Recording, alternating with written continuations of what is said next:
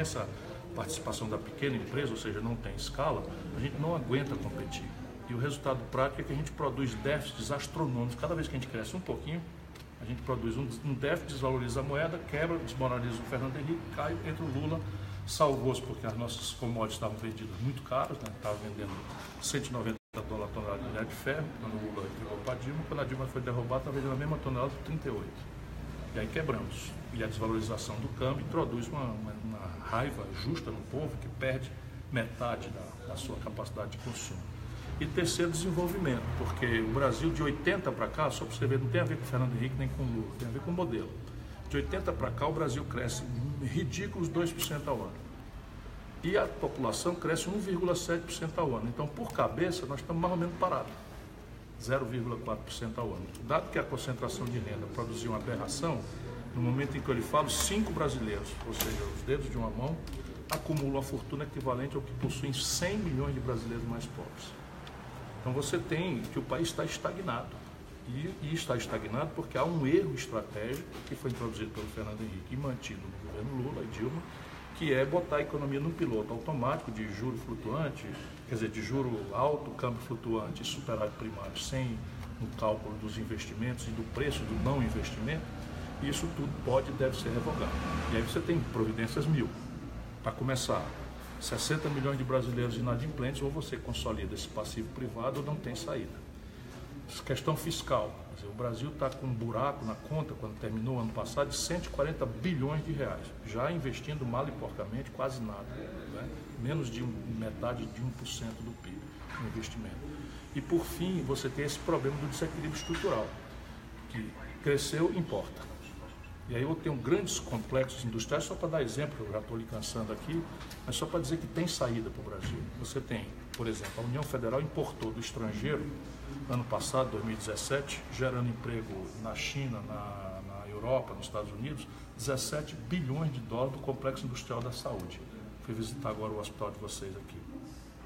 Isso dá 50 bilhões de reais por ano de importação que podia estar gerando emprego em qualquer lugar do Brasil. E não importando. E não importando, porque são perfis tecnológicos ultrapassados, por exemplo, prótese, cama de hospital, cadeira de roda, bengala, sabe, 80% dos fármacos, dos remédios com patente vencida, tudo isso você faz com as universidades. Engenharia reversa, copia, não tem nenhum grande desafio ainda, vai ter no futuro, né?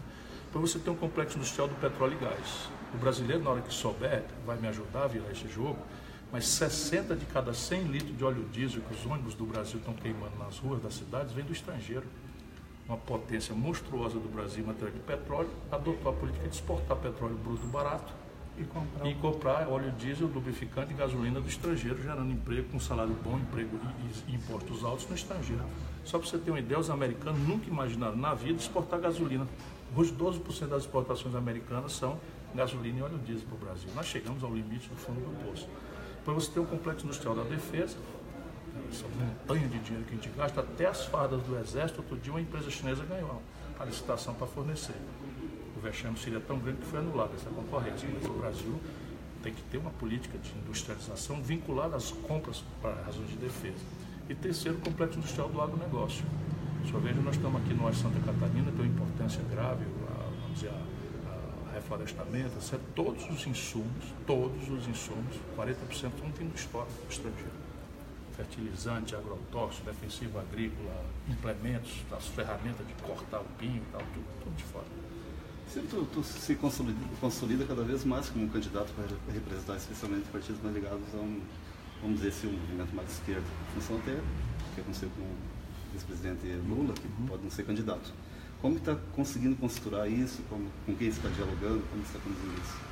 Veja, o meu projeto, pouco importa a minha formação, eu venho de ser governador, fui ministro da Fazenda, fui ministro da Integração Nacional, fui prefeito de uma capital, então eu não sou propriamente uma novidade. Todo mundo pode olhar meu currículo, ver se eu respondo pela exigência de ficha limpa. São 38 anos, nunca respondi por nenhum inquérito, nem sequer para ser absolvido. Isso nada mais é do que a minha obrigação, mas o projeto que eu comovidamente estou defendendo tem a ver com centro-esquerda.